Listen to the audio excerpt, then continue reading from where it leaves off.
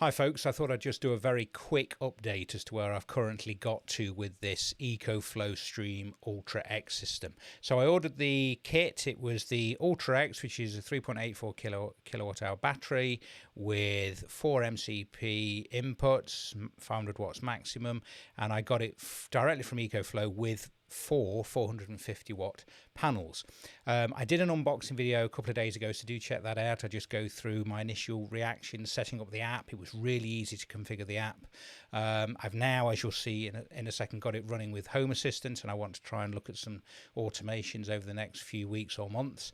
But I just thought I'd show you where I've got to. So basically, I have temporarily rigged 2 of the panels onto the EPDM roof, which is above me here.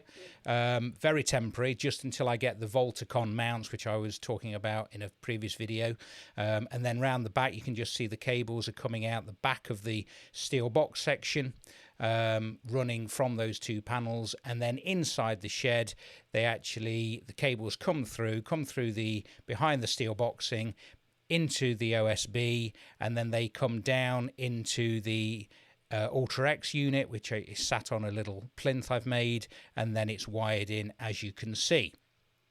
So it's working really well. I'm really surprised. It's obviously really hot at the moment. We're in end of July 2026. We're still in this heat wave. So I've had some really good energy generation. In the first day when I had 1 panel running, I was generating upwards of 375 watt hours. Watts, if you see what I mean. And then today, where I got the second panel installed around 11 o'clock this morning, if we just nip to Home Assistant, you can see that my total consumption, we are 6:26 in the evening at the moment. They're both generating 25 watts at the moment. Obviously, there's nothing on panel 3 and 4. And the solar today has been 2.901 kilowatt hours. So if we were to double that, when we've got all 4 panels running, 6 kilowatt hours isn't bad. I mean, that, believe it or not, would pretty much cover my entire house use, excluding the car charging. So actually, it's really quite nice. If we look at the moment, we're pulling combined of 49 watts, pulling 250 watts, 54 watts from the grid, and the battery is providing 200 watts.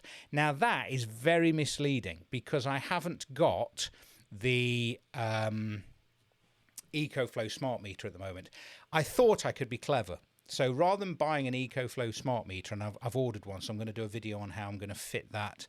I bought a little separate DIN rail enclosure for it because I've got no more ways on the main consumer unit in the house.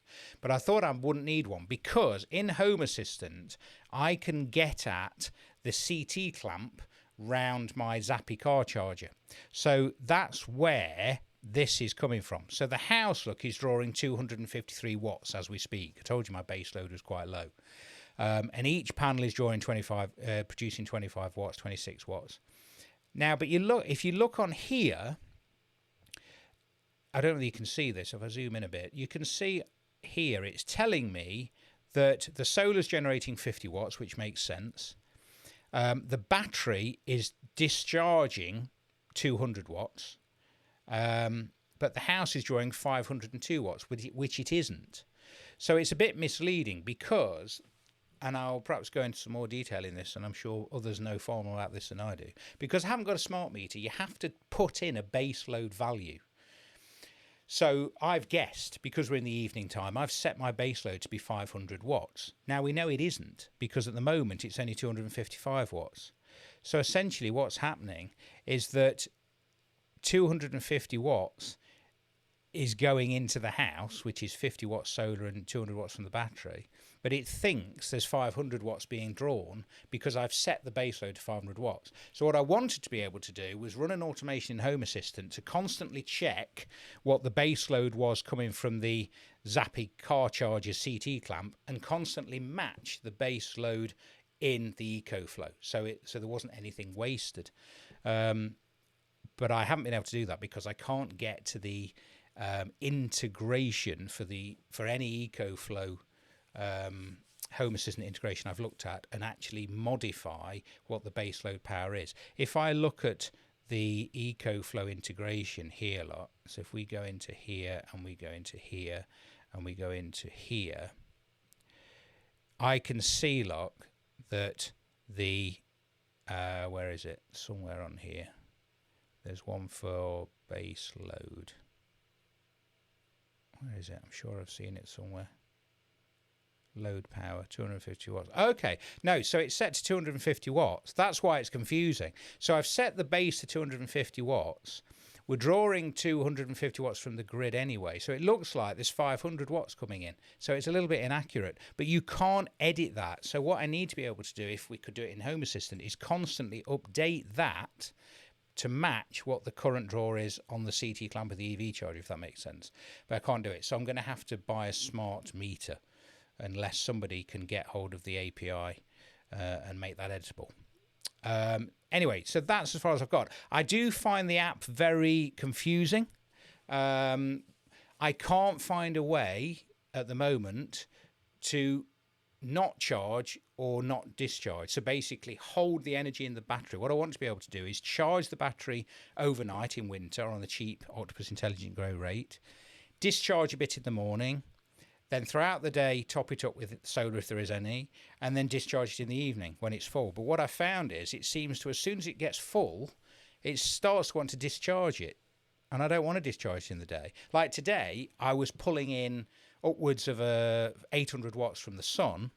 When the battery got full, rather than sending that 800 watts to the house or back to the grid, I'm not exporting anything, so it's effectively going to my neighbours. Rather than doing that, it seemed to throttle back the solar production. So if I had a base load of 250 watts in the house, it was, let me explain this, it was throttling the solar generation back such that 250 watts was going to the house and no more.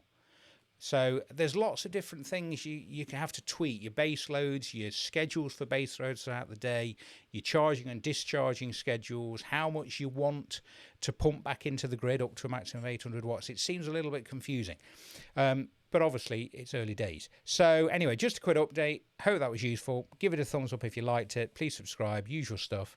Thanks for watching. Take care.